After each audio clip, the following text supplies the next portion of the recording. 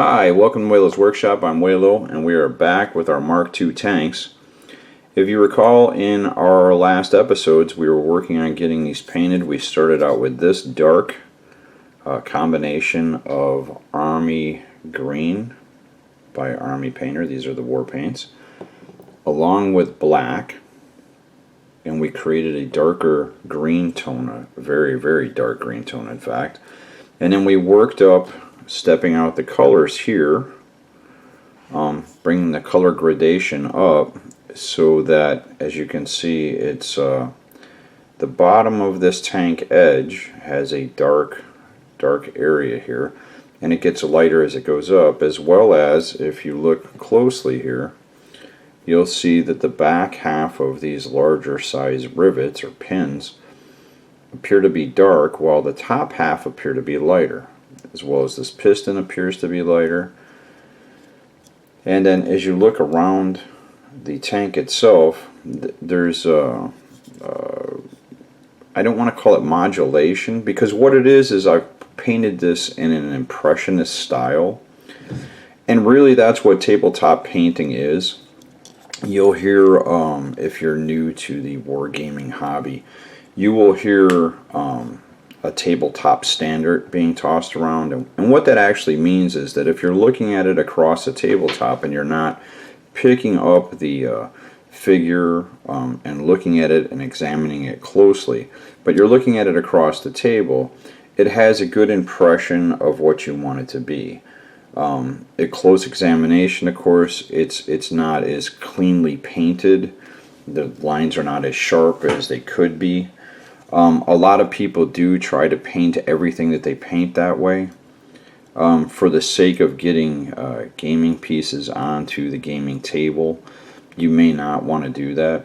Second thing is that if you think and you consider great artists or great works of art, if you've ever been in an art gallery and you stand across the room and you look at a painting, you'll see a man with a beard.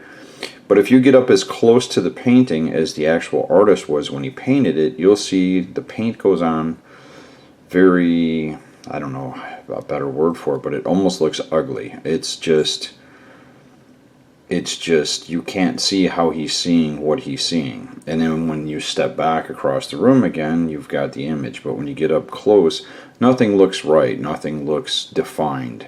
It's just all of these things are blending together, but at a distance, when you see it, it looks the way you want it to look. Now, I looked at the artwork that came in the gaming manual as well as the book. I kind of liked getting it a little bit darker than like the World War I, that light green paint that they use. I wanted this to look a little darker, because one of the things is this operates on a coal drive, and this is going to be spewing out black smoke. So they give you options of smokestacks. They give you a shorter one and a longer one. I chose a longer one, obviously, because they want that smoke getting clear and not backing up if the wind changes direction and winding up, killing the crew there. But I also think that there should be kind of a darkness about the paint, because that residue of that coal and the dirt and the grime of what's out there should be building up on the outside of the tank. What I'm going to do now is I'm just going to go back in and pick out, I'm going to use the Army Green again, but now I'm going to mix in a little bit of white, and I'm going to give it a lighter tone, and I'm going to go in and touch those places where, you've got high contrast points, like the top of this, the top of the hatch here, maybe the very front edge of the view here, as well as with, if you take the turret the way we had it, again I'm going to pick out certain things on the gun here, as far as what lighter aspects, what darker aspects need to be applied, maybe on the door hatches and the handles here, put in a little bit more on the steps there. But here, let me show you real quick. We'll take a look at that, and I'll do this tank, and we'll let it dry, and then we'll come back. So if you hold on, we'll get this all going. Thanks. Okay, again, what I've done here is I've put in 3 drops of green, 1 drop of white, and now I'm going to put in 4 drops of water, which will make it a 1-to-1 mix, maybe a little bit more than that. Again, you want to wet your brush to break up that soapiness. If you're putting using Master's brush cleaner and putting a point to it, you want to work that brush cleaner out before you start trying to do anything with the actual brush. And what I'm doing is I'm just trying to create that little bit lighter tone, and I'm going to work and work and work that white in until I get that tone to completely lighten up the way I want it to. Because I want the gradation to be such that you really don't notice the color change. The other thing I'm looking for is, do I have skim milk here? Is this 2% milk, skim milk? Is it thin enough to go on the way I want it to go on? And I'm thinking maybe just a little bit more water. Because again, I don't want to turn it into a wash, but I do want to get it thin enough where it's going to go on nice and smooth. Okay, so that's looking pretty good. Again, get the soap out of the brush, and we'll start with this. Now I do have a smaller detail brush as well as a dry brush that you can work with to do this with. I prefer at the moment to use my regiment brush here. And I'm going to show you exactly what we're doing here. We're going to go to the tops of these rivets now, and we're just going to give that each one a little bit of a coat there. And now here's where, I've got the light set up this side, so it's coming from this side, my desktop, my articulated lamp here. So that's what I'm using is my source lighting, so it's almost like they're always going into the sun coming from this direction. So that's my painting. I'm not doing a direct overhead, but more of a directional shot of light, because I think when you see the tanks in that light from that viewpoint, it looks much better. It's also good to do with bigger scale models like this, where as you're doing the painting, you kind of use your lamp as a source. If you have the ability to put a lamp on your desk, I highly recommend it. A lot of guys like that OT light, things like this. I don't really use the natural lighting of OT light because these are never going to be played with outside. So the light I'm actually painting under is the type of light where we're actually going to see these displayed. So whether it's under fluorescent lighting or indoor lighting, or in this particular case my desk lamp, that's pretty much the same type of lighting where I'm going to be playing at, where it's going to be displayed at if I put it here on a shelf. So I don't really have too much issue with that. I just wanted to go over this real quick with you so you guys can see exactly what I'm doing. And like I said, I'm just picking out edges because I'm trying to get the contrast between the darker color and that lighter line that I'm putting in. And again, we might go back and do a coat or two of this, but again, we kind of want to just bring in that gradation of color, because wherever you've got a dark point, you want to put a light point next to it. It's just kind of a trick. It makes it more pleasing to the eye. Now here, as you can see, this is going to be the opposite. Instead of moving my desk lamp, what I'm going to do is I'm just going to paint the dark side with a light color. Sounds kind of crazy, I know, but it actually does work, because when you turn it around the other way and the light source is on the opposite side, it looks better. So if you just paint out the dark shadow from the opposite direction, it works the same as if you'd had jungled the desk lamp to the other side of the desk, right? So that's looking pretty good right there. Then it's the same thing here with the door. You want to give it a little on the door here, a little here, and a little bit there, because again the light's coming from this direction, right?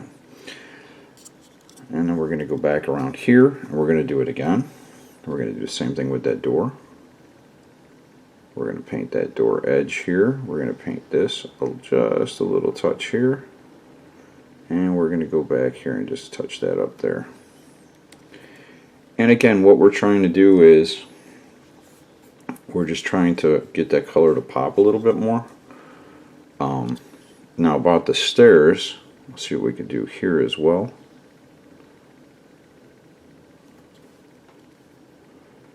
We're going to look for those lightest light spots to give that dark contrast. So we're going to do just the edges of the stairs this way. Now you may at this point want to go to a smaller brush. I kind of like using the bigger one myself. It holds a little bit more paint. And again, we're going to paint that in and give that a little bit of a lightness. And we're going to do a little bit of the edge of this box. The side of the box here. The top of this, because you know the direction it's coming from. And we're going to go in here and here. So, and again, and that's basically all there is to it. I mean, it's not a lot.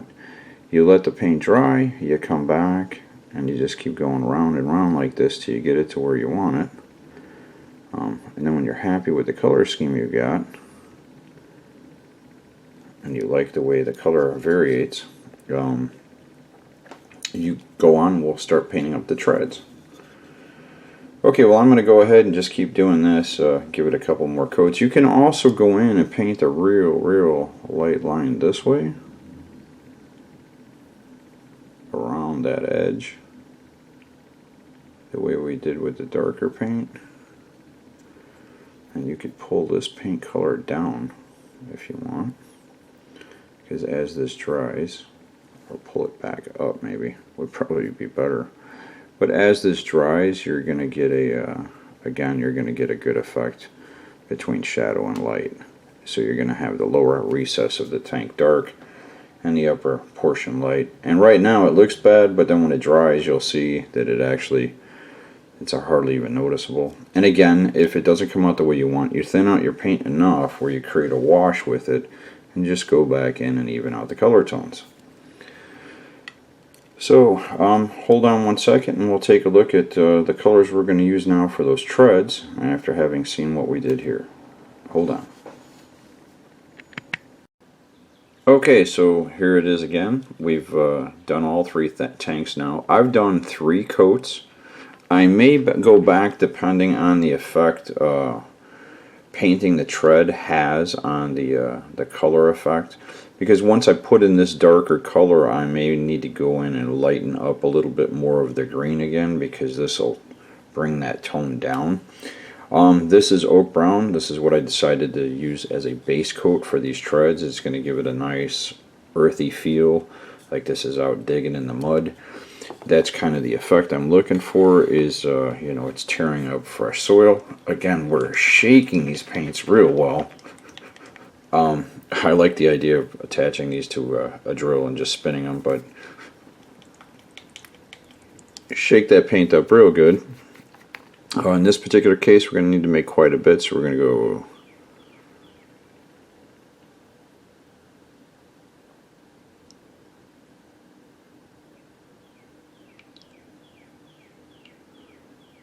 okay, so that's 10 drops right there is what I've done, and now I'm going to go with 10 drops of water against that.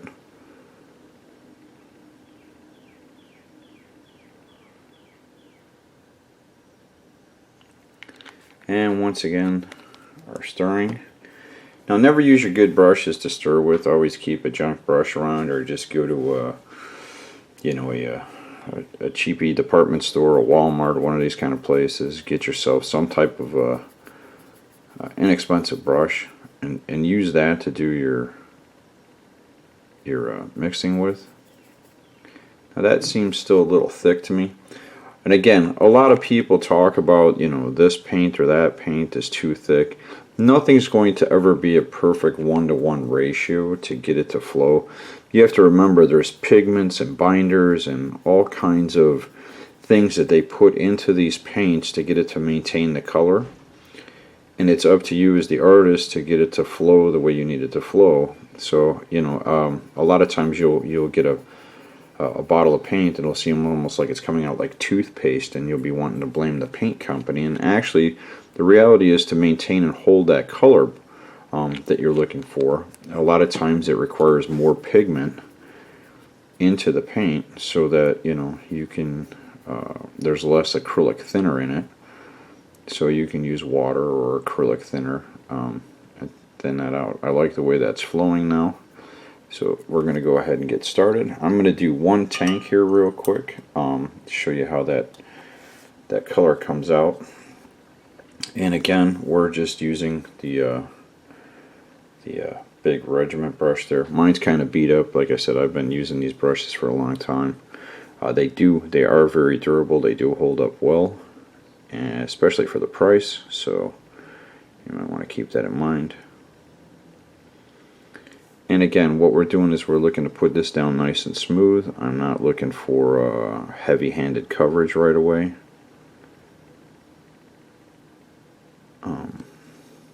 So we're just going to go over and paint these all in. And basically that's all we're looking to do, is just lay this color down.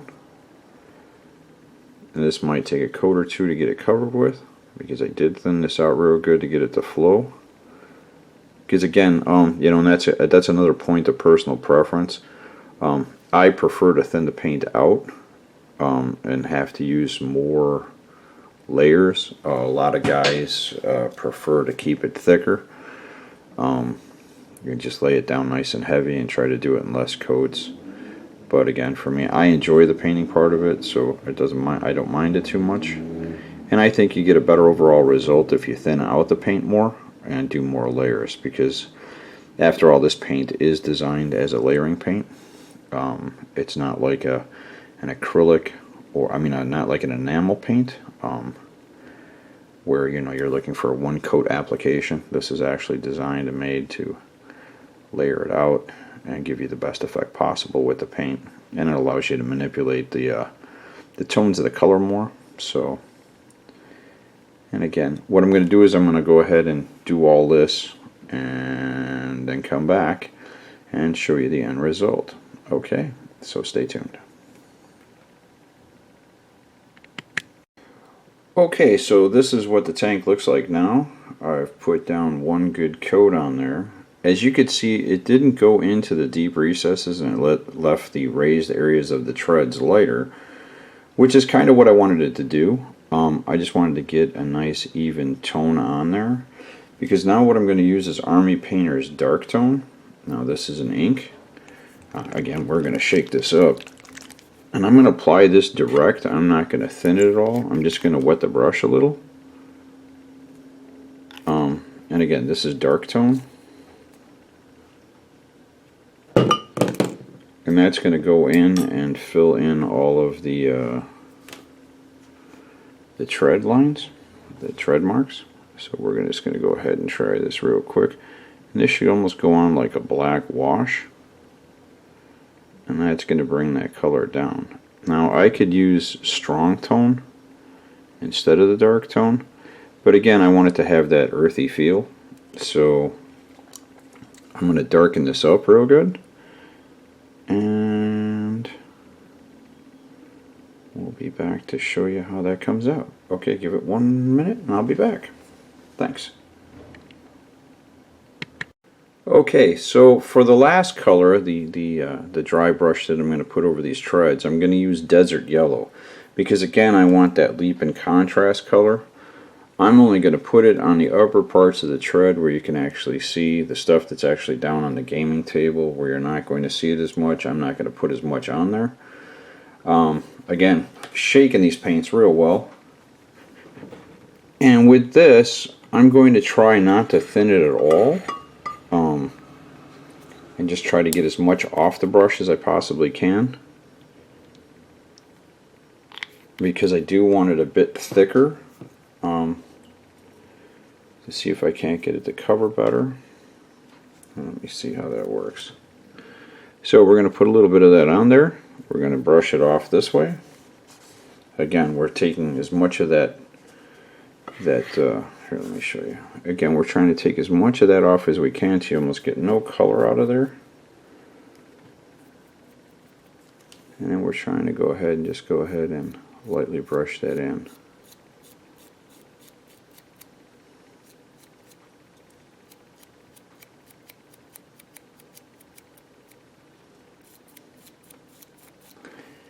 And again, this is a very easy, simple technique.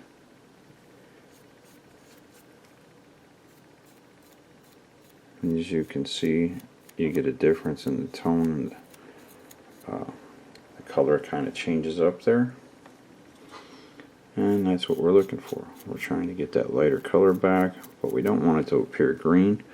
We're only doing it down the center of the tread, so we're going to go back and forth with that dry brush that way.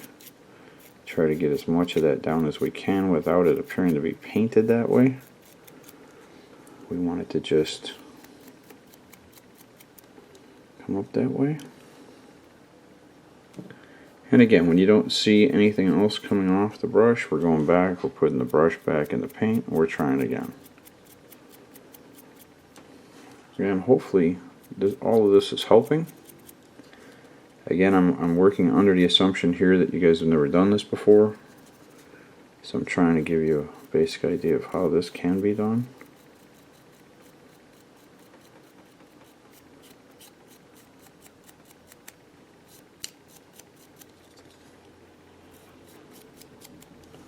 Now I could probably do an even lighter color here than what's there. But again, what I'm looking to do here is I'm just looking to give it to some sense of, at a distance, does the track kind of pop? Is the color modulated there where I'm getting the effect that I want? I'm real happy with how that looks. I think we're going to leave it at that. I don't want these treads to look real light. I want them to have kind of the effect of what I'm doing here now. Now I do have to do the other tanks, so what I'm going to do here is I'm going to finish these off and get them up to snuff, and then in the next video I've got coal from a hobby store. It's actually for model railroading that I'm going to go ahead and put in here. I've got some decals that came from Alien Dungeon specifically made for these tanks. We're also going to change the color of these pistons. I haven't decided yet if I want to make this black inside here or just show that piston as being like a bronzy color, a golden color, just to give it something a little different. And again, and then we'll go back and possibly touch up some of the modulation and the highlights and the lowlights. But that'll be in the next episode. I think this is enough for this. Hopefully this helps. Please remember to like, subscribe, comment, and all the stuff it says here at the end. Okay, thanks.